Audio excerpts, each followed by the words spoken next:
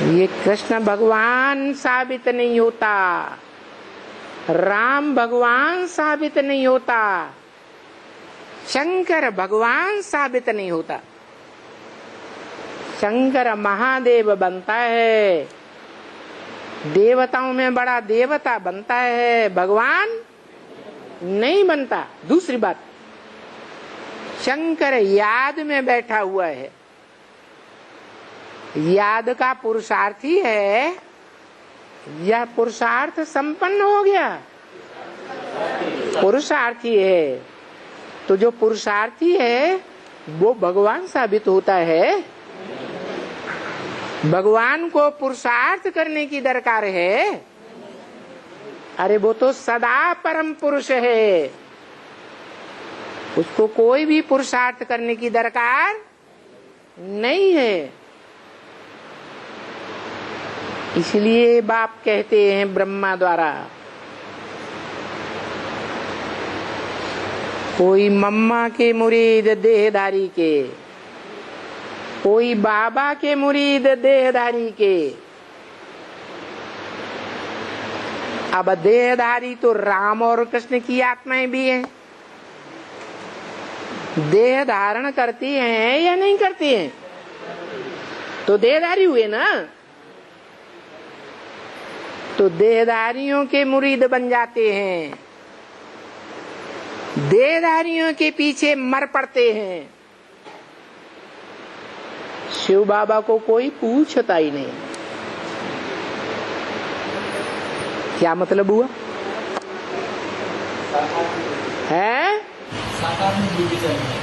साकार में बुद्धि फंस जाती है। अच्छा, अभी शिव बाबा आया हुआ है या नहीं आया हुआ है? आया हुआ है।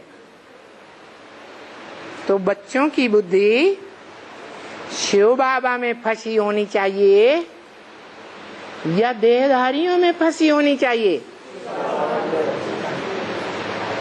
बेसिक ज्ञान में चलने वाले बच्चा बुद्धि बच्चों की बात छोड़ दो। जो कहते हैं हम हायर पढ़ाई पढ़ते हैं,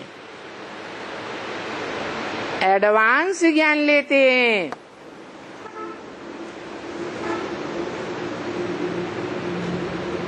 वो शिव बाबा को पक्का पक्का जानते हैं, है?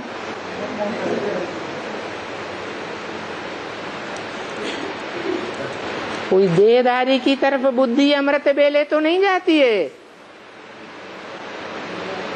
हाँ? हाँ? माता हाथ उठाओ, कह रही नहीं जाती है। हाँ, नीचे कर लिया।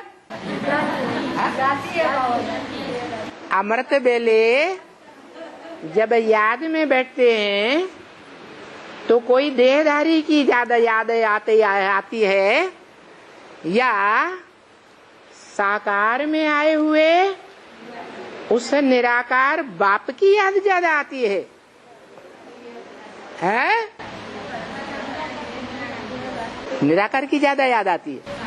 हाथ उठा दो। हाँ देखो भाई, ये क्या हुआ? थोड़ी देर। हाँ हाँ, 2 माताएं, 3 माताएं। हाँ निकालो निकालो। निराकार की अमृत बेले ज्यादा याद आती है और साकार की कोई की याद नहीं आती है। माने देहधारी की याद नहीं आती है, निराकार की याद आती है। साकार में निराकार की याद आती है। अच्छा, जो साकार में निराकार की याद आती है वो साकार पुरुषार्थी है या संपन्न है? हैं? पुरुषार्थी है। इसीलिए वाणी में बोला है शिव बाबा है पुरुषार्थी, शिव बाबा है पुरुषार्थ कराने वाला। दोनों बातें।